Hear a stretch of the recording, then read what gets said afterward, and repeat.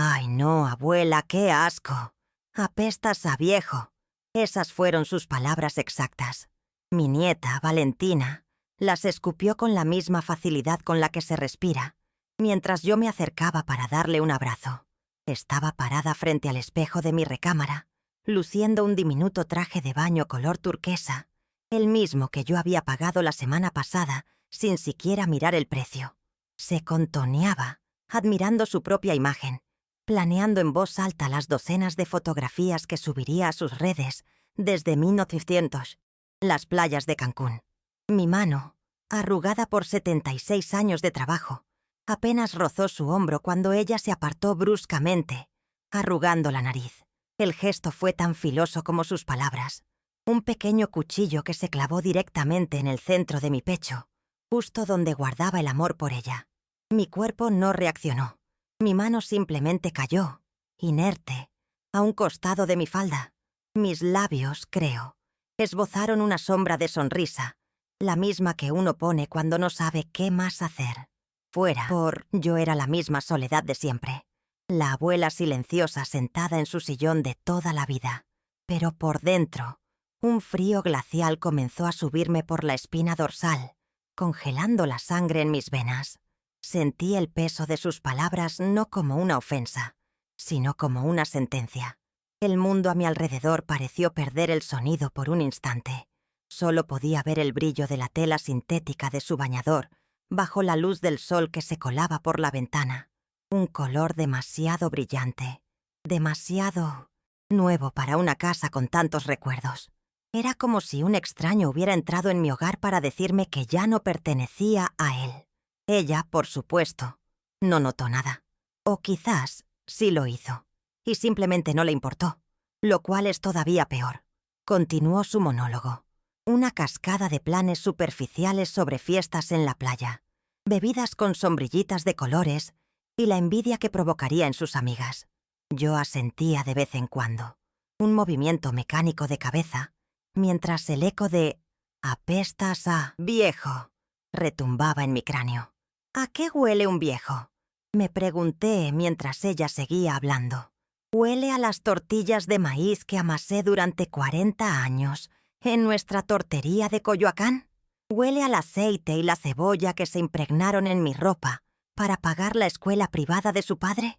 ¿O acaso huele al alcanfor que guardo en el ropero para cuidar la única corbata que me quedó de su abuelo?»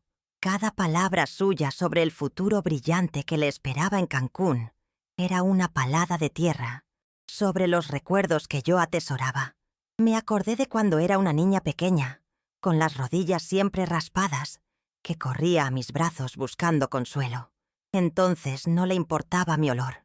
Se acurrucaba en mi regazo, respirando el aroma del guisado del día, y se sentía segura. En algún punto del camino, ese olor a hogar y a sacrificio se había transformado en algo repulsivo para ella. El amor incondicional que yo le había dado se había vuelto una moneda de cambio que ella sentía merecer sin tener que ofrecer nada a cambio, ni siquiera el más mínimo gesto de respeto. Su mundo de filtros y apariencias no tenía espacio para la realidad de mis manos cansadas. Permanecí en silencio, observándola. En ese espejo donde ella solo veía su juventud y su belleza, yo veía el reflejo de una desconocida. La niña que había criado se había desvanecido, reemplazada por esta joven que me miraba con una mezcla de lástima y desdén, como si yo fuera un mueble antiguo y estorboso. No sentí rabia en ese momento, ni siquiera tristeza profunda. Fue algo distinto, una especie de claridad helada. La humillación fue tan pura, tan directa, que no dejó lugar a dudas. Era como despertar de un largo sueño y darse cuenta de que la cama en la que dormías estaba, en realidad, al borde de un precipicio. Supe, sin saber cómo ni por qué, que algo dentro de mí había cambiado para siempre. La piedra que había aterrizado en mi pecho no me hundiría, se convertiría en mi cimiento. Esa noche, la casa pesaba con un silencio que nunca antes había sentido. Cada crujido de la vieja madera del piso parecía amplificar la soledad que me envolvía. Me senté en la cocina, con una taza de té de manzanilla entre las manos, aunque no bebí ni un sorbo. La escena con Valentina se repetía en mi mente, no como una película, sino como una serie de fotografías nítidas y dolorosas. Su nariz arrugada, el desdén en sus ojos jóvenes, el brillo de suficiencia en su sonrisa. La frase «apestas a viejo» ya no era solo un eco. Se había convertido en una pregunta existencial que me taladraba el alma. Me obligabas a examinar cada rincón de mi vida, cada decisión, cada sacrificio, bajo la cruda luz de esa falta de respeto tan casual. Entonces pensé en Ricardo, mi difunto esposo. Me pregunté qué habría dicho él. Probablemente nada, al principio. Ricardo era un hombre de acciones, no de palabras, pero lo habría visto en sus ojos, un destello de furia protectora, una decepción tan profunda que habría hecho temblar a cualquiera. Recordé su olor al final de un largo día en la tortería, una mezcla de pan recién horneado, el sudor de un trabajo honesto y el jabón zote con el que se lavaba las manos hasta dejarlas impecables. Ese era el aroma de la seguridad, del esfuerzo compartido, del amor que construyó este hogar. ¿Era ese el olor que mi nieta encontraba tan asqueroso? La idea se sintió como una profanación, una ofensa no solo a mí, sino a la memoria del hombre que lo dio todo por nosotros. Un recuerdo específico vino a mí con una claridad abrumadora. El día que firmamos los papeles para comprar el pequeño local en Coyoacán. El aire olía a pintura fresca y a nuestros propios miedos. Éramos jóvenes, con más sueños que pesos en el bolsillo. Ricardo me tomó la mano por debajo de la mesa, su pulgar dibujando círculos sobre mis nudillos. «De aquí para adelante, mi Sole», me susurró, y en su voz no había duda, solo una fe inquebrantable en nuestro futuro. Ese local no era solo un negocio, era la promesa de una vida, mejor para el hijo que vendría, un cimiento de ladrillo y sudor sobre el cual construiríamos todo lo que teníamos. Fue nuestro primer gran acto de fe, un salto al vacío tomados de la mano. Qué diferente era la forma en que mi hijo Marco y su esposa, Laura, veían ese lugar. Para ellos, la tortería era una anécdota del pasado, una fuente de ingresos que daban por sentada, un lugar que apenas visitaban. Criaron a Valentina en una burbuja de privilegios que nosotros nunca tuvimos, enseñándole que el dinero de la abuela era un recurso inagotable, un derecho de nacimiento. Nunca le contaron las historias de las noches sin dormir, de las quemaduras en mis brazos, de los préstamos que tuvimos que pedir para mantener el negocio a flote durante las crisis. Solo le enseñaron a extender la mano, reforzando su creencia de que mi único propósito en la vida era satisfacer sus caprichos, sin importar el costo para mí. Otro recuerdo se abrió paso. El día de la graduación de Marco. El primer título universitario en la historia de nuestra familia. El auditorio olía a flores y a la tela nueva de las togas. Ricardo y yo nos sentamos en la última fila, con la ropa más elegante que teníamos. Cuando llamaron su nombre, vi a mi esposo secarse una lágrima furtiva, un hombre fuerte que rara vez mostraba sus emociones. Para pagar esa celebración, habíamos trabajado 16 horas al día durante 3 meses seguidos. Ese sacrificio, ese cansancio que se sentía hasta en los huesos, era el ingrediente secreto de su éxito. Un ingrediente invisible e inodoro para un mundo que solo aplaude el resultado final, nunca el proceso doloroso que lo hace posible. Ahora, las llamadas de ese mismo hijo se habían vuelto predecibles, casi un guión. Siempre comenzaban con un falso interés por mi salud, seguido de un largo lamento sobre sus finanzas, un mal negocio, una inversión que no resultó, y luego, la estocada final, la petición de un préstamo, con la promesa vacía de que, esta vez sí, mamá, te lo juro, te lo devuelvo en cuanto me recupere. Me di cuenta, con una tristeza profunda, de que había dejado de ser su madre para convertirme en su red de seguridad financiera, un cajero automático con un corazón que aún latía, pero que ellos ya no se molestaban en escuchar. Mi valor se medía en la cantidad de ceros que pudiera transferir a su cuenta. Me miré las manos, posadas sobre la mesa de la cocina. No son manos suaves, son un mapa de mi vida. Los nudillos engrosados por amasar la masa, la piel manchada por el sol de Oaxaca y las pequeñas cicatrices de quemaduras de aceite. Estas manos cambiaron los pañales de mi hijo, aplaudieron sus logros, cocinaron sus comidas favoritas, contaron cada peso para su educación. Estas mismas manos acunaron a Valentina cuando era un bebé frágil, le enseñaron a hacer flores de papel y le prepararon remedios caseros cuando tenía tos. ¿Cómo era posible que la misma niña que besaba estas manos ahora las viera como la fuente de un olor repulsivo? La desconexión era tan vasta, tan incomprensible, que dolía físicamente. La humillación de la tarde comenzó a cambiar de forma dentro de mí. Dejó de ser una herida pasiva y se transformó en una brasa incandescente. No era rabia, no exactamente. Era una indignación tranquila y profunda. Un despertar de la dignidad que había permitido que se aletargara. Recordé las enseñanzas de mis padres en nuestro pueblo, donde el respeto era la moneda más valiosa.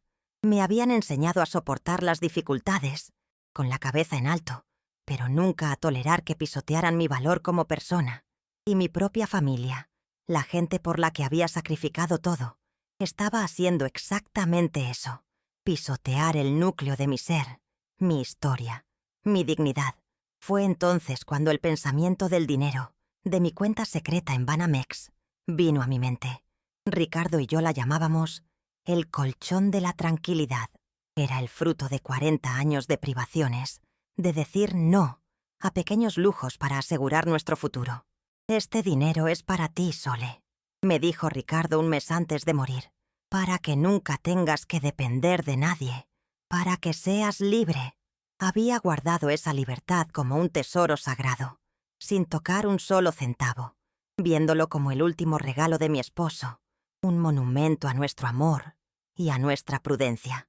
Irónicamente, el dinero que me daría la libertad era algo que mi familia ni siquiera sabía que existía. La idea del viaje a Cancún se presentó ante mí bajo una nueva luz. Lo había concebido como un acto de amor, una oportunidad para crear un último recuerdo familiar feliz. Pero ahora entendía que un regalo no puede ser forzado en manos que no desean recibirlo. Un regalo entregado a alguien que te desprecia no es un acto de generosidad, es un acto de sumisión. Estaba financiando mi propia humillación, pagando un boleto de primera clase para que mi nieta pudiera ir a un lugar donde pudiera olvidarse de mí y de mi olor a viejo. La lógica era tan perversa, tan retorcida, que me pareció increíble no haberla visto antes con tanta claridad. Me levanté y caminé por la casa a oscuras. Cada objeto me susurraba una historia. La mecedora donde canté canciones de cuna, el marco de plata con la foto de nuestra boda, la pequeña muesca en la pared que marcaba el crecimiento de Marco año tras año. Este era mi reino, el archivo de mi amor, el testamento de mi vida. Y lo estaban contaminando con su ingratitud, convirtiendo mi santuario en una simple fuente de recursos. Sentí la necesidad imperiosa de protegerlo, de purificarlo, de reclamar sus muros como míos y solo míos.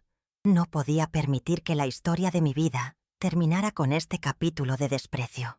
La brasa de la indignación se avivó hasta convertirse en una llama serena y constante. Esto no se trataba de venganza.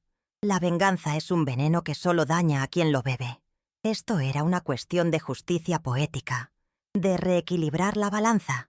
Se trataba de enseñarle a mi familia una lección que ninguna cantidad de dinero podía comprar.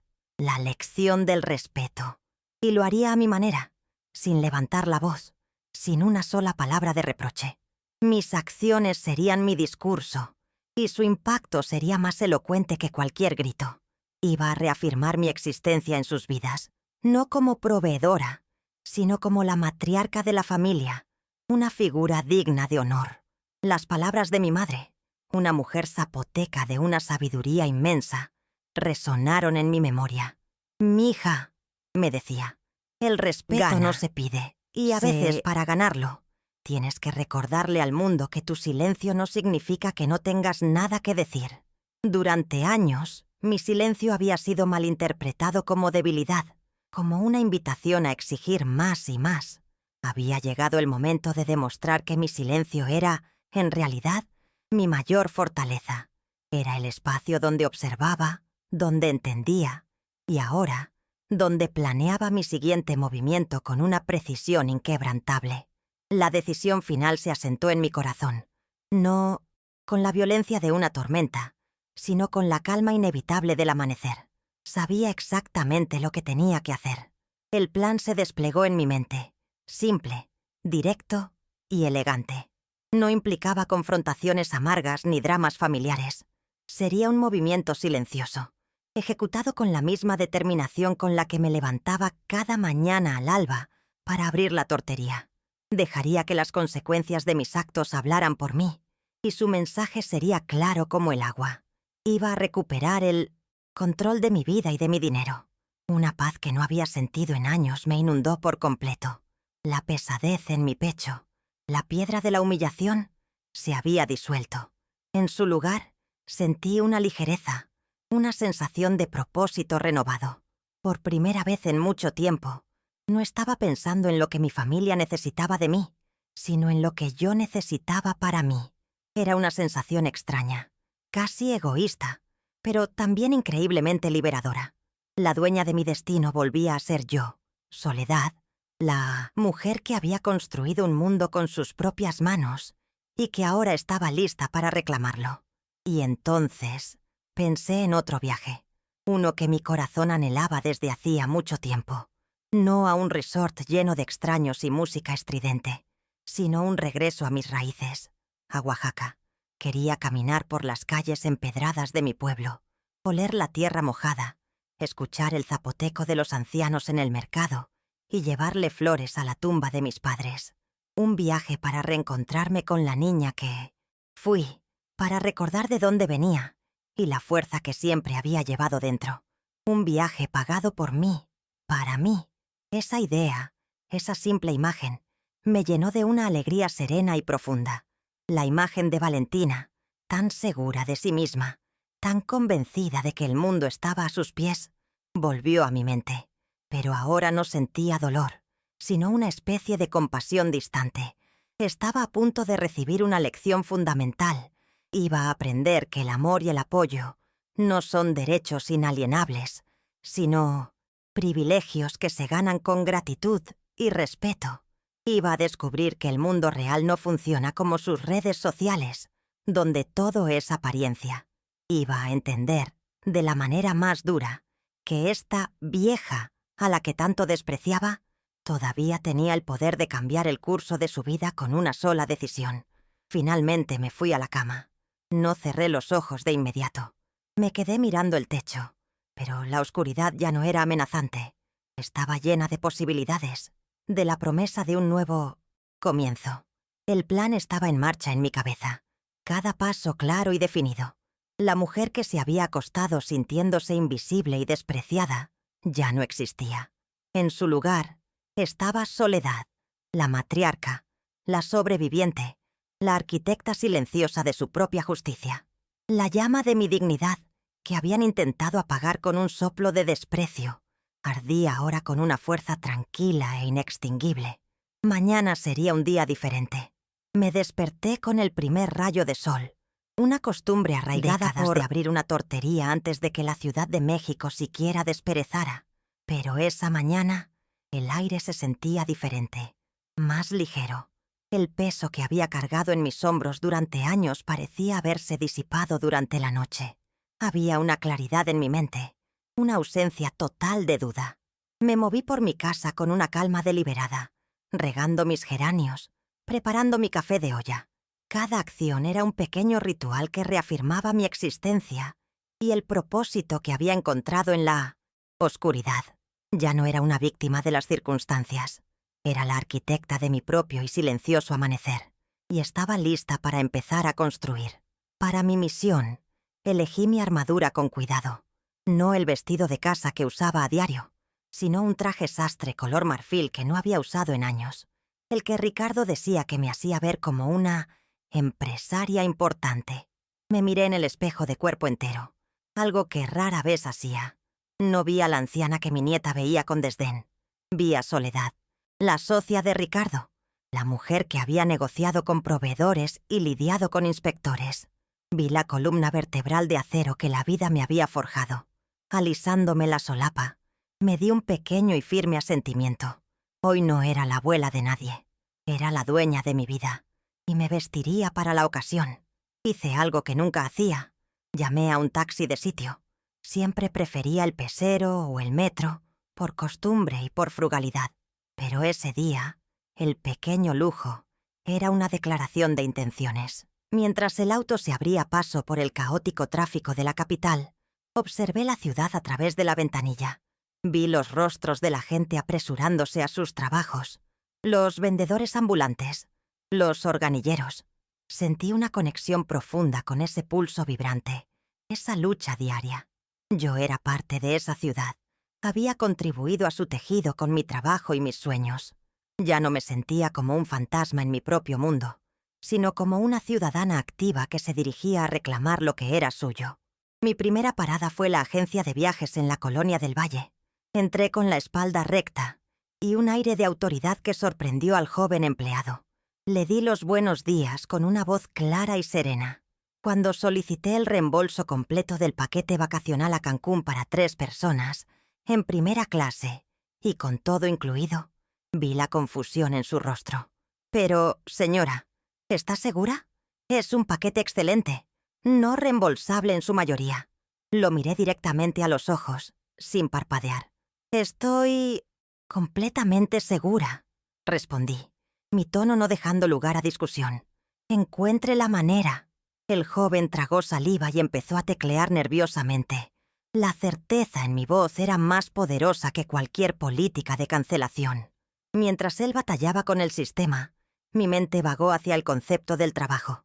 El mío había sido real, tangible. Mis manos transformaban masa y guisados en tortas que alimentaban a la gente, que calmaban el hambre y daban un momento de placer. Era un trabajo honesto, sudoroso, que dejaba una satisfacción profunda al final del día. El trabajo de Valentina consistía en crear una fantasía, una vida perfecta en una pantalla, financiada por el sudor que a ella le daba asco. La ironía era tan amarga que casi sonreí. Estaba deshaciendo un trato injusto, uno en el que yo proveía la realidad y ella la consumía como si fuera una ilusión sin costo. Finalmente, el agente lo logró. Imprimió el comprobante de cancelación y el formulario de reembolso. Me explicó que el dinero estaría de vuelta en mi cuenta en un plazo de 3 a 5 días hábiles. Tomé el papel, lo doblé con precisión y lo guardé en mi bolso. No sentí una oleada de triunfo, sino la tranquila satisfacción de una tarea bien hecha. Era como podar una rama enferma de un árbol para salvar al resto. Acababa de cerrar una llave de paso que durante años había permitido que mi energía, mi dinero y mi dignidad se fugaran sin control. Era el primer paso para reparar las tuberías de mi propia vida. Desde allí me dirigí al banco. La sucursal de Banamex donde Ricardo y yo habíamos abierto nuestra cuenta de inversión décadas atrás. Entrar en ese edificio de mármol frío fue como retroceder en el tiempo. Recordé la emoción nerviosa de nuestras primeras visitas, depositando pequeñas cantidades de dinero que para nosotros eran fortunas. Cada depósito era un ladrillo más en el muro de seguridad que estábamos construyendo para nuestro futuro. Un futuro que yo ahora debía administrar sola. Entré no para pedir, sino para tomar el control, para honrar la prudencia de Ricardo y reclamar el poder que él siempre quiso que yo tuviera. Me reuní con un asesor financiero, un joven profesional que me trató con una deferencia que me tomó por sorpresa. Revisó mi cartera de inversiones y sus ojos se abrieron con asombro. «Señora Soledad», dijo, «sus decisiones de inversión y las de su esposo han sido excepcionalmente sabias. Este es un portafolio muy sólido». Por una hora me explicó los rendimientos, las opciones, los dividendos. Escuché atentamente, haciendo preguntas, sintiendo cómo una parte de mi cerebro que había estado dormida despertaba. Recibir ese respeto, ser vista como una persona inteligente y capaz, fue como un bálsamo en una herida que no sabía que tenía. Durante los días siguientes, la vida en casa continuó con una normalidad engañosa. Valentina venía de visita, no para verme a mí, sino para usarme como un espejo de su propia emoción. Me mostraba en su teléfono las fotos del hotel, de los cenotes que planeaba visitar, del club de playa donde pasaría sus tardes. Yo la escuchaba con una paciencia infinita, asintiendo y sonriendo en los momentos adecuados, sin ofrecer ni una pista de la bomba de tiempo que estaba a punto de estallar. Cada palabra suya era una confirmación de que estaba haciendo lo correcto. Mi silencio era mi escudo, mi secreto era mi poder, y me aferraba a él con una calma gélida. Observé a mi hijo Marco interactuar con ella. Era evidente que vivía sus propios sueños frustrados a través de su hija. La consentía hasta lo absurdo, incapaz de negarle nada, financiando sus caprichos con mi dinero, mientras se quejaba de sus propias dificultades económicas. No veía a un padre guiando a su hija, sino a dos cómplices en un esquema de dependencia, ambos convencidos de que yo era una fuente inagotable. Se reforzaban mutuamente en su ceguera, en su creencia de que mi amor era sinónimo de mi chequera, y que ambos estaban a su entera disposición. La dinámica era tóxica, y yo era la única que podía administrar el antídoto. En esos días de espera, reflexioné mucho sobre el verdadero significado de ser madre. ¿Acaso era dar sin medida, hasta el punto de anularme a mí misma? ¿O era mi deber enseñar, incluso cuando la lección era dolorosa? Comprendí que, en mi afán por protegerlos de las dificultades que yo había enfrentado, les había hecho un daño terrible. Los había convertido en personas frágiles, incapaces de enfrentar las consecuencias de sus actos. Este plan ya no era solo por mi dignidad, sino que se había convertido en mi último y más crucial acto de maternidad. Enseñarles por la fuerza el valor del respeto y el peso de la realidad. Comencé a tejer mi propia red de futuro, en secreto. Una tarde marqué el número de mi prima en Oaxaca, un número que no había usado en más de un año. Cuando escuchó mi voz, su grito de alegría fue tan genuino, tan cálido, que sentí que las lágrimas asomaban a mis ojos. Hablamos durante casi 2 horas, riendo, recordando, poniéndonos al día. Le conté de mi vago plan de visitarla, y su entusiasmo fue inmediato. «Ay, prima, qué maravilla. Aquí te esperamos con los brazos abiertos». Colgué el teléfono sintiendo una conexión real, un afecto que no pedía nada a cambio, y supe a dónde pertenecía mi corazón. La confirmación final de mi resolución llegó con una llamada telefónica de Marco. El tono era el de siempre, casual, pero con una urgencia subyacente. «Oye, mamá, fíjate que al coche Salió un ruido raro. Necesito unos 5.000 pesos para el mecánico. Ya sabes, para que esté listo para llevar a Valentina al aeropuerto». La naturalidad con la que lo pedía me heló la sangre.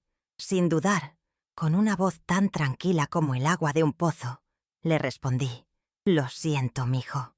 Este mes no voy a poder ayudarte». El silencio del otro lado de la línea fue tan largo y pesado que pude sentir su incredulidad viajando a través del cable. Su estupefacción se convirtió rápidamente en una ira mal disimulada. «Pero, ¿cómo que no puedes? Es para el viaje de Valentina.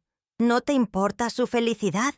Intentó usar la misma táctica de chantaje emocional que siempre le había funcionado, pero las palabras rebotaron contra mi nueva armadura de dignidad. «Claro que me importa su felicidad, hijo», respondí con la misma calma. «Pero también me importa la mía». No le di más explicaciones. Simplemente terminé la llamada, dejándolo con sus preguntas y su frustración. Por primera vez, yo tenía control del interruptor y lo había apagado. En los pequeños actos encontré una libertad recién descubierta. Me compré un libro de Elena Poniatowska que llevaba meses queriendo leer. Me senté sola en un café de Coyoacán, cerca de donde estuvo nuestra tortería, y pasé la tarde simplemente observando a la gente, sin prisa, sin sentir que debía estar en otro lugar haciendo algo por alguien. Estaba redescubriendo a Soledad, la mujer que existía antes de ser madre y abuela, la mujer que tenía sus propios gustos, sus propios pensamientos, sus propios silencios, y me agradó inmensamente reencontrarme con ella, como si fuera una vieja y querida amiga. La notificación del banco llegó a mi celular una mañana de jueves. El reembolso de la agencia de viajes había sido depositado en mi cuenta. Miré la cifra. Una cantidad considerable que habría financiado el lujo y la arrogancia de mi familia. Pero yo no vi unas vacaciones en Cancún. Vi los madrugones de Ricardo. Vi los uniformes escolares de Marco. Vi las innumerables tortas de milanesa y de pierna adobada. Vi el sudor, el sacrificio, el amor y la perseverancia de toda una vida. Ese dinero no era una frivolidad, era la esencia materializada de mi historia. Y ahora era mi pasaporte a la libertad. No sentía rencor hacia Valentina. En su lugar, había una profunda lástima. Era como ver a alguien construir un hermoso castillo de arena, demasiado cerca de la orilla. Su mundo, basado en la validación externa y los bienes materiales, era increíblemente frágil y estaba a punto de ser arrasado por la marea de la realidad. Tenía la esperanza, una pequeña y secreta esperanza, de que esta lección, aunque la ahogara en humillación al principio, eventualmente le enseñaría a nadar. Quizás, algún día, entendería que el regalo más grande que le di no fue un viaje, sino la oportunidad de aprender a respetarse a sí misma, respetando a los demás. Llegó el día, la víspera del supuesto viaje. La casa estaba tranquila, en calma antes de la tormenta. Me senté en mi sillón, con el comprobante de cancelación doblado en el bolsillo de mi delantal y una taza de café humeante en las manos. No había nerviosismo en mi corazón, ni una pizca de miedo, solo una inmensa y sólida certeza. Me sentía como el Popocatépetl, una montaña que ha visto pasar estaciones y generaciones, silenciosa, imponente, conteniendo un fuego interior que solo se revela cuando es necesario. Estaba quieta, estaba en paz y estaba lista. Simplemente esperaba. El timbre de la puerta sonó, no con la melodía suave de una visita amistosa, sino con la insistencia aguda de una demanda. Sabía quién era. No me moví de inmediato. Levanté mi taza de café de olla, soplé suavemente el vapor y tomé un sorbo lento y deliberado. El calor del barro y el dulzor del piloncillo me anclaron en el momento. No había prisa. Durante años yo había corrido a satisfacer sus necesidades, a responder a sus caprichos. Hoy, ellos esperarían. El poder ya había cambiado de manos. Faltaba que se dieran cuenta. Dejé la taza en su plato con un suave tintineo y caminé hacia la puerta, sintiendo el peso de cada uno de mis pasos sobre las baldosas de mi casa. Abrí la puerta. Allí estaba Valentina, enmarcada por dos maletas de un rosa brillante que parecían más grandes que ella. Llevaba puestas unas gafas de sol sobre la cabeza, como una celebridad preparándose para ser fotografiada. No me saludó. Sus primeras palabras fueron una orden disfrazada de pregunta. «Ya estoy lista, abuela. ¿Tienes el dinero para los extras? Mi papá dijo que te lo pidiera, que tú sabías de qué se trataba». La audacia, la absoluta falta de cortesía, era tan asombrosa que casi me hizo sonreír. Me miraba como si yo fuera un cajero automático, esperando que dispensara el efectivo para completar su transacción de felicidad. Era la culminación de años de indulgencia y falta de respeto. En lugar de responder, la observé por un momento. Contemplé las maletas nuevas, la ropa de marca, la expresión de impaciencia en su rostro joven y hermoso. Todo ello pagado por mí, por el trabajo que a ella le repugnaba. Di un paso atrás, sosteniendo la puerta abierta en una invitación silenciosa. «Pasa, mija. Siéntate un momento. Necesitamos hablar», dije. Mi voz salió tranquila, casi melódica, un tono que la descolocó por completo. Esperaba prisas, quizás una queja sobre su tardanza, pero no esta calma solemne.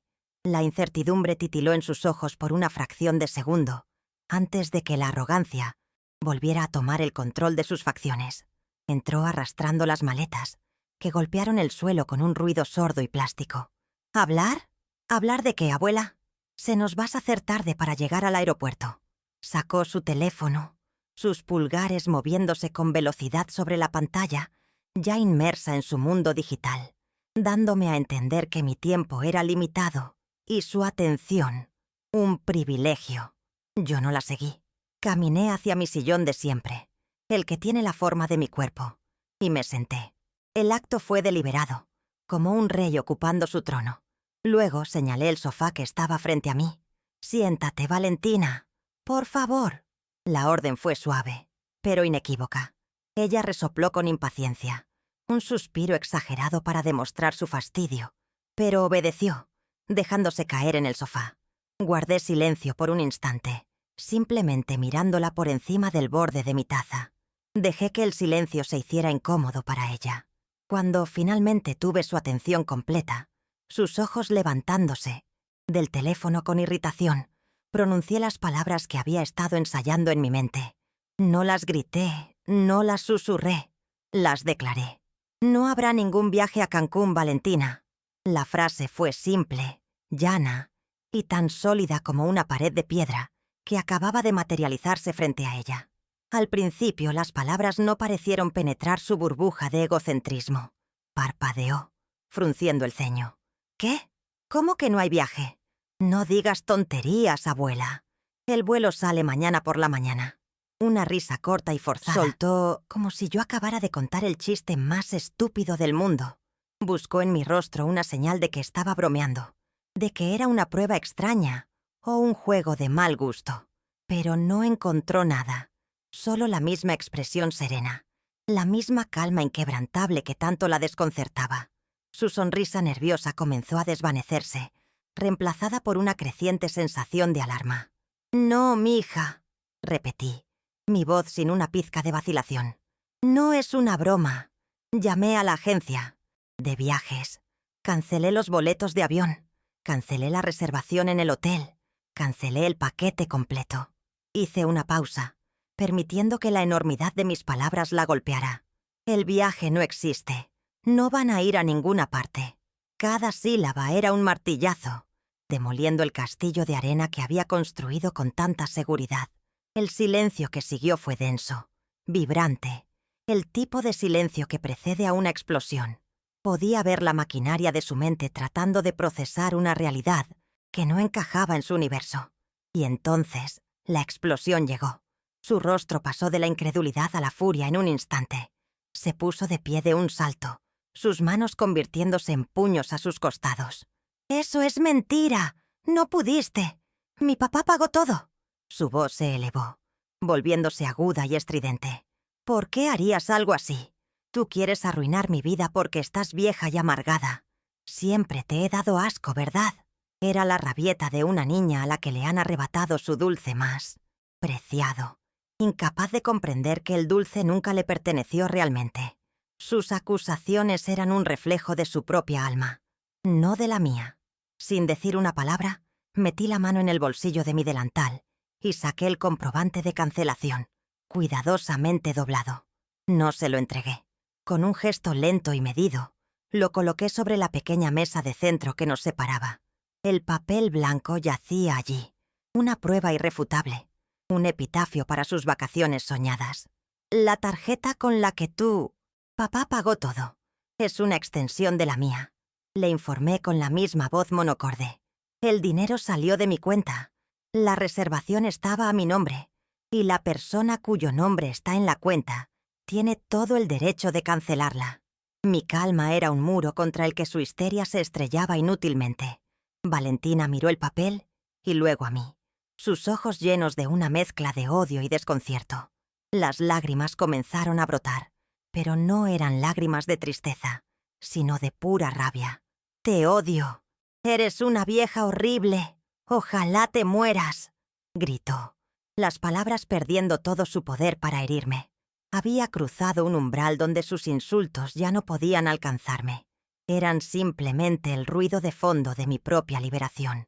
Observé su colapso no con satisfacción, sino con una especie de desapego clínico, como un médico que observa los síntomas de una enfermedad largamente diagnosticada. En ese preciso momento, la puerta principal se abrió y entraron Marco y Laura, sonrientes, listos para recoger a su hija y comenzar la celebración previa al viaje. Su alegría se congeló al instante al entrar en la atmósfera gélida de la sala. Vieron a Valentina llorando, a mí sentada tranquilamente en mi sillón y las maletas en medio de la habitación, como dos monumentos a un plan fallido. ¿Qué está pasando aquí? ¿Mamá?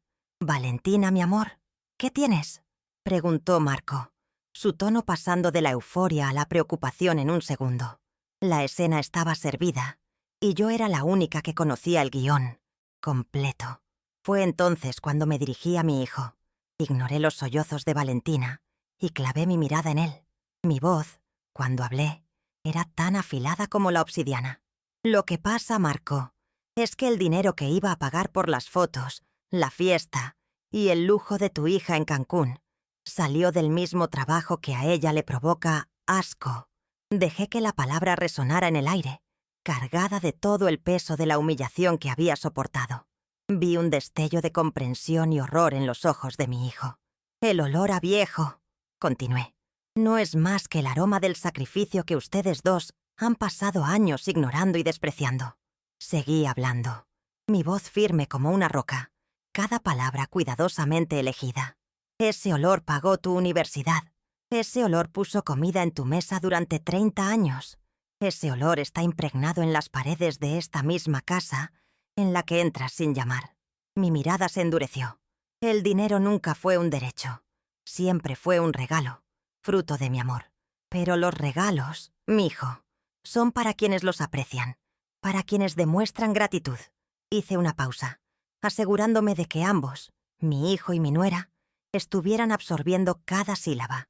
Y he llegado a la conclusión de que ustedes ya no se lo merecen. El impacto de mis palabras fue total. Laura se llevó una mano a la boca, sus ojos desorbitados. Marco palideció, abriendo y cerrando la boca como un pez fuera del agua, sin que le saliera ningún sonido.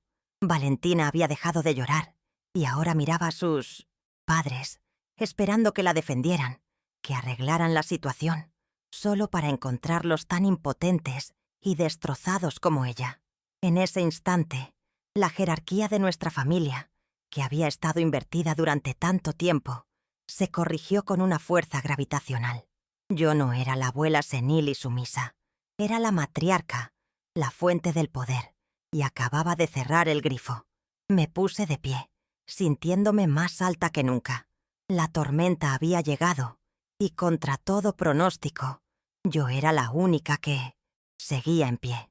Cuando la puerta principal se cerró, el clic de la cerradura resonó en la casa como el punto final de una larguísima y dolorosa oración. El silencio que quedó no fue incómodo, sino vasto y purificador. Por un momento me quedé de pie en medio de la sala, en el epicentro de la devastación emocional que acababa de ocurrir. No sentí el júbilo de la victoria, ni la amargura de la ruptura. Sentí una quietud inmensa, como la que se instala en el campo después de una tormenta torrencial. El aire olía a ozono, a limpieza. Mi primer impulso no fue sentarme a llorar ni a reflexionar. Fue caminar hacia la cocina, tomar mi taza de café ahora fría y lavarla en el fregadero con movimientos lentos y metódicos. Los días que siguieron estuvieron marcados por un silencio absoluto por parte de la familia de mi hijo. Era un silencio que gritaba reproche y resentimiento, pero que para mí era música. La casa, que antes se sentía invadida incluso en su ausencia, ahora respiraba conmigo. Comencé a notar pequeños detalles que había ignorado durante años. La forma en que la luz de la tarde dibujaba patrones en la pared, el canto de un pájaro en el árbol de mi patio, el sabor de mi propia comida, preparada sin la prisa de tener que complacer a otros. Estaba redescubriendo mi propio hogar, mi propio ritmo, mi propia existencia fuera de la órbita de sus demandas constantes. Fue a través de una vecina, de esas que lo saben todo, que me enteré de las consecuencias públicas. Valentina no solo no se había ido de viaje, sino que había desaparecido por completo de sus redes sociales. La humillación de tener que explicar a sus amigas que sus planes de lujo se habían cancelado debió de ser inmensa. Una parte de mí sintió una punzada de compasión por ella. Era una lección muy dura para alguien tan joven y tan absorto en las apariencias. Pero otra parte, la parte que había aprendido a protegerse, sabía que a veces la única cura para el orgullo es una dosis masiva de humildad. Ella estaba probando por primera vez el sabor amargo de la realidad. Una semana después de la confrontación, el teléfono sonó. Era Marco. Su voz era irreconocible, despojada de su habitual arrogancia. Sonaba cansado, hueco, como un hombre derrotado. Intentó articular una disculpa, pero las palabras eran torpes, llenas de excusas sobre el estrés, la presión del trabajo y malentendidos. Se disculpó por el comportamiento de Valentina, pero no por el suyo. Escuché pacientemente, sin interrumpir, reconociendo el esfuerzo pero también la falta de una verdadera introspección. No estaba arrepentido de su ingratitud, sino de las consecuencias que ahora enfrentaba. La diferencia era sutil, pero fundamental para mí. Cuando terminó su monólogo, no le ofrecí el consuelo ni el perdón que claramente buscaba. Mi voz fue suave, pero firme. El respeto, Marco, no es una ventana que se rompe y se puede pegar con una disculpa, le dije. Es el cimiento de una casa, y el cimiento de la nuestra se ha agrietado por años de negligencia. No se arregla con palabras, sino con acciones, a lo largo de mucho, mucho tiempo. No le cerré la puerta por completo, pero le hice entender que el camino de regreso sería largo y que él tendría que reconstruirlo, ladrillo por ladrillo, sin mi ayuda. La llamada terminó en un silencio incómodo, con un nuevo mapa de nuestras fronteras claramente dibujado. Al colgar, reflexioné sobre mi papel en la debilidad de mi hijo. Mi amor incondicional se había convertido, sin que me diera cuenta, en una habilitación constante. Al protegerlo siempre de las dificultades económicas, al ser su red de seguridad infalible, le había impedido desarrollar sus propios músculos para enfrentar la vida. Le había negado la dignidad de su propio esfuerzo. Comprendí entonces que mi no final, ese acto que él veía como una traición, había sido en realidad mi acto más profundo y doloroso de amor maternal. A veces, para que tus hijos aprendan a volar, tienes que desmantelar el Lysistratium, nido que con tanto esmero construiste para ellos. Laura, mi nuera, probó una estrategia diferente. Unos días después, apareció en mi puerta con un panqué de nuez, su sonrisa tan dulce como artificial. Intentó la vía de la complicidad, hablando de lo difícil que era Valentina y de lo mucho que estaba sufriendo. «Está destrozada, Soledad. No sale de su cuarto», me dijo, esperando que mi instinto de abuela se activara. Acepté el panqué con cortesía, pero no mordí el anzuelo. «El sufrimiento es el mejor de los maestros, Laura», respondí, mientras cortaba una rebanada. «Le enseña a uno lo que el éxito y la comodidad nunca podrán». Se fue con las manos vacías y una expresión de frustración apenas disimulada. Las noticias sobre sus dificultades financieras me llegaron por otros canales. La pérdida de mi apoyo económico, que ellos consideraban un ingreso fijo, había hecho estallar su burbuja de prosperidad artificial. Tuvieron que vender el segundo coche, una camioneta de lujo, que usaban para las apariencias. Cancelaron su membresía en un club deportivo. Las consecuencias no eran solo emocionales, sino brutalmente prácticas. Se estaban enfrentando, quizás por primera vez en su vida de adultos, a la fría aritmética de vivir dentro de sus posibilidades. Era otra lección que yo, inadvertidamente, les había obligado a aprender, una que les sería mucho más útil que cualquier viaje. Finalmente recibí una carta. La letra era de Valentina. Era una nota de disculpa corta, de apenas 4 líneas, con una caligrafía forzada y palabras que sonaban huecas, como si las hubiera copiado de un manual. Era evidente que sus padres la habían obligado a escribirla como un último intento desesperado por enmendar las cosas y reabrir el flujo de efectivo. Leí la carta y sentí una profunda tristeza por ella. A sus 19 años, seguía siendo una marioneta, sin una voz propia, sin la capacidad de sentir un remordimiento genuino. Doblé el papel y lo guardé en un cajón. «No», respondí. Las palabras vacías no merecían una respuesta. Comprendí que esta distancia, este silencio doloroso, era necesario. Era como el proceso de enderezar un hueso roto. Primero, hay que romperlo del todo, y el proceso de curación es lento e incómodo. No sabía si nuestra relación familiar sanaría por completo algún día. Quizás las cicatrices serían demasiado profundas, pero lo que sí sabía con una certeza absoluta es que no podría haber continuado como estaba. Me había pasado la vida eligiendo su comodidad por encima de mi paz, y finalmente había aprendido a invertir esa ecuación. Había elegido la autopreservación sobre una conexión que se había vuelto tóxica y unilateral. Y entonces hice algo enteramente para mí. Fui a la estación de autobuses y compré un boleto. No uno de primera clase, sino uno sencillo, para un viaje de noche. El destino, Oaxaca. Mientras empacaba una pequeña maleta con solo lo esencial, un par de rebozos, mis guaraches más cómodos, un libro, sentí una emoción infantil, un cosquilleo de aventura que creía perdido para siempre. No era un escape, era un regreso, un peregrinaje al origen de mi fuerza, a la tierra que me había visto nacer y que guardaba las raíces de mi identidad. Iba a buscar a la soledad que existía antes que todos los demás. El viaje en autobús fue una transición, una meditación en movimiento. Ver cómo el monstruo de concreto de la Ciudad de México se disolvía lentamente para dar paso a las montañas verdes y los valles profundos de mi estado fue como viajar hacia atrás en mi propia vida. El aire que entraba por la ventanilla cambiaba, se volvía más limpio, más cargado de los olores de la tierra y la vegetación. Con cada kilómetro que me alejaba de la capital, sentía que me despojaba de una capa de tristeza, de obligación, de cansancio. Estaba mudando de piel, y la que emergía se sentía más fuerte, más auténtica. Llegar a mi pueblo fue un asalto a los sentidos. El olor a humo de leña, a copal quemándose en la iglesia, a las tortillas recién hechas sobre el comal. Era el aroma de mi infancia, el perfume de mis recuerdos. Era, irónicamente, el verdadero olor a viejo que mi nieta tanto despreciaba. Pero para mí era el olor de la vida misma, de la comunidad, de la pertenencia.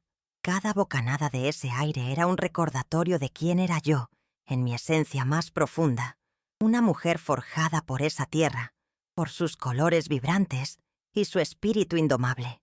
Aquí, mi olor no era motivo de asco, era simplemente el olor de casa.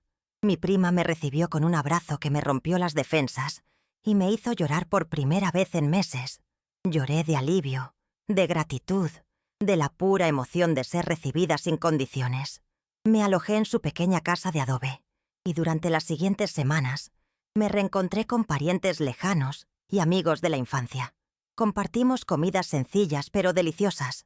Contamos historias hasta altas horas de la noche. Nos reímos con una facilidad que yo había olvidado. Nadie me preguntó por mi dinero. Nadie me pidió nada. Simplemente disfrutaban de mi presencia. Me sentí vista, valorada y querida por ser soledad, no por lo que podía proporcionar.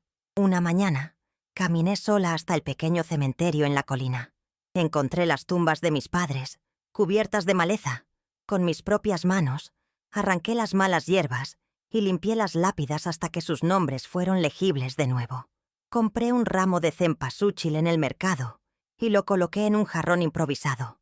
Y entonces hablé con ellos. Les conté todo. Sobre Ricardo, sobre nuestro éxito, sobre Marco y sobre Valentina. Les conté mi decisión y, en el silencio del camposanto, sentí su bendición. Una profunda sensación de paz y la certeza de que había honrado la fuerza y la dignidad que ellos me habían inculcado. Los días en Oaxaca me enseñaron a disfrutar de nuevo de los placeres más simples. Caminar descalza sobre la tierra húmeda, regatear juguetonamente por un manojo de cilantro en el mercado, sentarme en la banca del Zócalo a comer una nieve de tuna mientras veía a los niños jugar.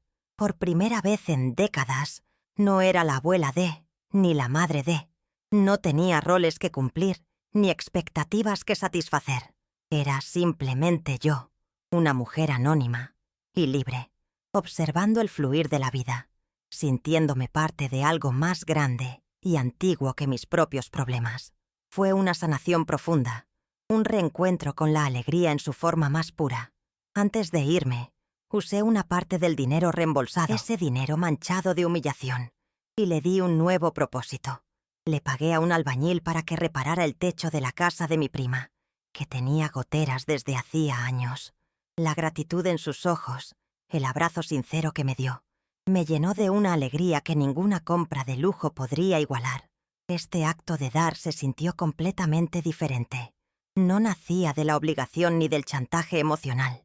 Nacía de un deseo genuino de ayudar a alguien a quien amaba, alguien que lo merecía y lo agradecía. El dinero se purificó en ese acto, transformándose de un arma de conflicto a una herramienta de amor. Cuando regresé a mi casa en la Ciudad de México, la sentí transformada. O quizás la que se había transformado era yo. Ya no era una jaula dorada de servicio, sino mi santuario personal, mi fortaleza.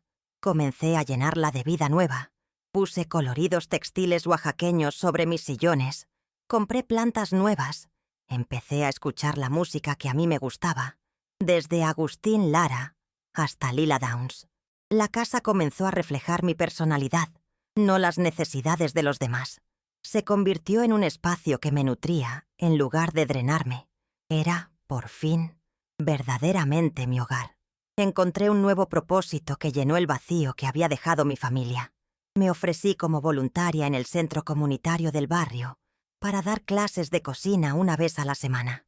Les enseñé a un grupo de mujeres jóvenes a preparar las tortas que hicieron famosa mi tortería. Mientras cocinábamos, les contaba historias de mi vida con Ricardo, de los desafíos de levantar un negocio, de la importancia del trabajo duro y la honestidad. Mis recetas se convirtieron en lecciones de vida, y mis alumnas en una nueva clase de familia, una elegida por el afecto y el respeto mutuo. En esa pequeña comunidad encontré el reconocimiento que mi propia sangre me había negado. Las mujeres me llamaban Doña Soledad, con un cariño y una reverencia que me conmovían. Escuchaban mis consejos, valoraban mi experiencia y celebraban mi fuerza. Construí a mi alrededor una red de apoyo basada en la reciprocidad y el aprecio. Descubrí que la familia no siempre es la que te toca por nacimiento, sino la que construyes con los lazos del corazón. Estas mujeres, mis nuevas amigas, se convirtieron en mis confidentes, mis aliadas, mis comadres del alma. A menudo pensaba en Ricardo. Sentía que, al reclamar mi propia vida, estaba honrando su último deseo para mí. Él nunca quiso que yo fuera la sirvienta de los caprichos de nadie. Trabajó toda su vida para que yo tuviera seguridad y paz. Durante años, había traicionado ese legado al permitir que me pisotearan. Ahora, al vivir plenamente, al encontrar la alegría y el propósito por mí misma, sentía que su memoria estaba verdaderamente en paz. Me imaginaba su sonrisa orgullosa, y eso me daba una fuerza inmensa para seguir adelante en mi nuevo camino. Los pensamientos sobre Valentina surgían a veces, pero ya no con dolor. La veía con una compasión distante, como se ve a una extraña por la que se desea lo mejor. Tenía la esperanza de que el shock de la realidad la hubiera despertado de su sueño de princesa. Quizás la lección la había obligado a buscar un valor propio que no dependiera de la aprobación de los demás o de los lujos que pudiera exhibir.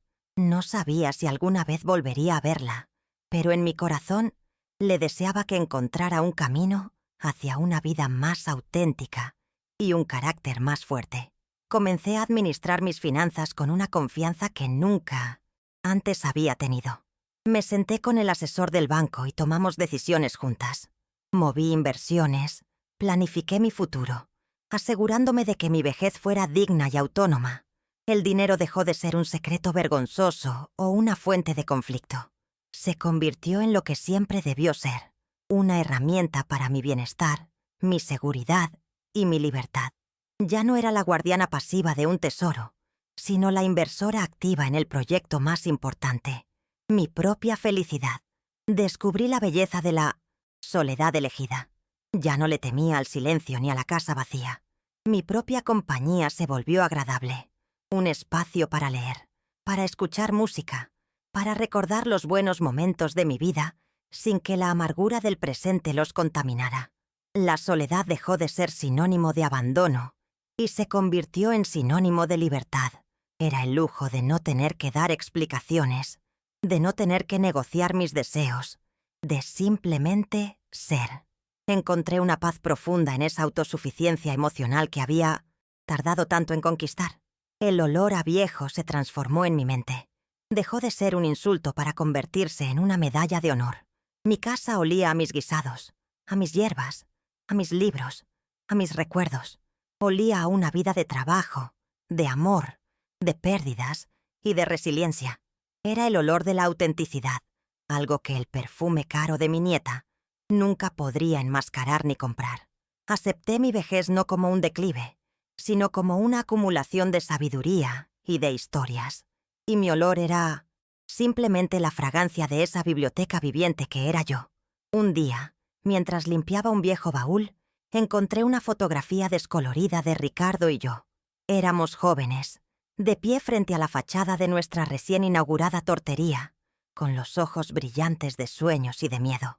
La mandé a enmarcar y la colgué en la pared principal de la sala. Se convirtió en mi ancla, mi recordatorio diario de dónde venía, de la fuerza que siempre había poseído y del amor que fue el verdadero cimiento de mi vida. Mirar esa foto me recordaba que la mujer capaz de construir un mundo desde cero seguía viviendo dentro de mí. Pensé en el legado que dejaría atrás. Ya no se trataba solo de una cuenta bancaria. Mi verdadero legado sería esta historia, la lección de una rebelión silenciosa. Sería la prueba de que la dignidad no tiene precio y de que nunca es tarde para reclamarla. Esperaba que, de alguna manera, esta lección se filtrara a las generaciones futuras de mi familia, incluso si yo no estaba allí para verlo. Que aprendieran que el amor sin respeto es una jaula y que la verdadera fortaleza no reside en levantar la voz, sino en la calma inquebrantable de saber cuánto vales. Entendí que la definición de familia es mucho más amplia que los lazos de sangre. La verdadera familia es aquella que te ve, que te respeta, que celebra tu existencia. Es un ecosistema de apoyo mutuo, no una jerarquía de poder y dependencia. Yo había perdido una familia de sangre, pero había ganado una familia de alma en mi comunidad, en mis amigas, en mis alumnas, y esta nueva familia me nutría de una manera que la anterior nunca supo hacerlo. Mi corazón, lejos de estar roto, se había expandido. Mi paz se convirtió en mi mayor tesoro. No era una paz ignorante, nacida de la evasión de los problemas. Era una paz forjada en el fuego de una decisión difícil, una paz ganada a pulso. Era un estado de serenidad profunda, la calma de un mar que ha resistido la peor de las tormentas y ahora refleja el cielo con una claridad perfecta. Esta paz era mi victoria final, una que nadie podría arrebatarme jamás, porque residía enteramente dentro de mí, construida sobre el fundamento sólido del autorrespeto. Estaba sentada en mi sillón, como tantas otras tardes. El sol poniente entraba por la ventana, bañando la sala en una luz dorada y cálida. La casa olía a café recién colado y a las gardenias de mi patio. Era mi olor, el olor de mi historia, el olor de soledad, y era un aroma maravilloso. Era el inconfundible, innegable y reconfortante aroma de la paz. Había llegado a casa, finalmente, a mí misma, y todo estaba, por fin, en su perfecto y sereno lugar. Ha pasado un año, o quizás 2. He dejado de contar el tiempo en días y meses, y he comenzado a medirlo en estaciones, como lo hacen mis plantas. Ahora mismo, estoy sentada en mi patio, podando las hojas secas de mis rosales. Es un trabajo delicado que requiere paciencia. Hay que saber qué cortar para que la planta florezca con más fuerza en la primavera. Pienso que la vida es muy parecida. A veces, para que nuestro espíritu pueda florecer, debemos tener el coraje de podar las ramas muertas, las relaciones que ya no nos nutren, por mucho que nos duela. Fue una poda dolorosa, la más difícil de mi vida, pero hoy mi alma está llena de nuevos brotes, más fuertes y vibrantes que antes. De mi hijo y su familia sé muy poco, y lo prefiero así. Las noticias me llegan a través de conversaciones lejanas, como ecos de un mundo que ya no es el mío. Supe que se mudaron a un departamento más pequeño, en una colonia menos ostentosa. Supe que Valentina consiguió un trabajo de medio tiempo en una cafetería para pagarse sus estudios. No siento alegría por sus dificultades. No sería yo si lo sintiera. Pero sí siento una especie de justicia impersonal, como la que ejerce la propia vida. Han sido obligados a vivir en la realidad, y quizás, solo quizás, en el suelo duro de esa realidad, puedan empezar a construir algo verdadero, algo que el dinero no pueda comprar ni la arrogancia destruir. He llegado a comprender el verdadero significado de la riqueza. Durante años, creí que mi seguridad residía en esa cuenta bancaria, en ese dinero que Ricardo y yo habíamos acumulado con tanto esfuerzo. Pero estaba equivocada. El dinero era solo un montón de papel. Mi verdadera fortuna, mi poder oculto, siempre estuvo en otro lado.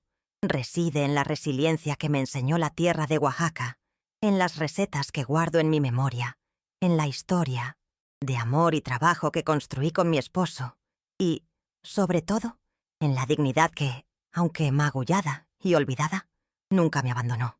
El dinero solo fue la herramienta que me permitió reclamar la riqueza que ya poseía en mi interior. ¿Los he perdonado? La gente a menudo me pregunta eso. Creo que el perdón es un concepto complicado. No he olvidado el dolor ni la humillación. Recordar es un acto de respeto hacia una misma. Pero la amargura, ese veneno que quema por dentro, se ha ido por completo. Los he soltado. Los he liberado de mi corazón. No por ellos, sino por mí. Mantener el rencor es como sostener un carbón ardiendo con la intención de lanzárselo a alguien.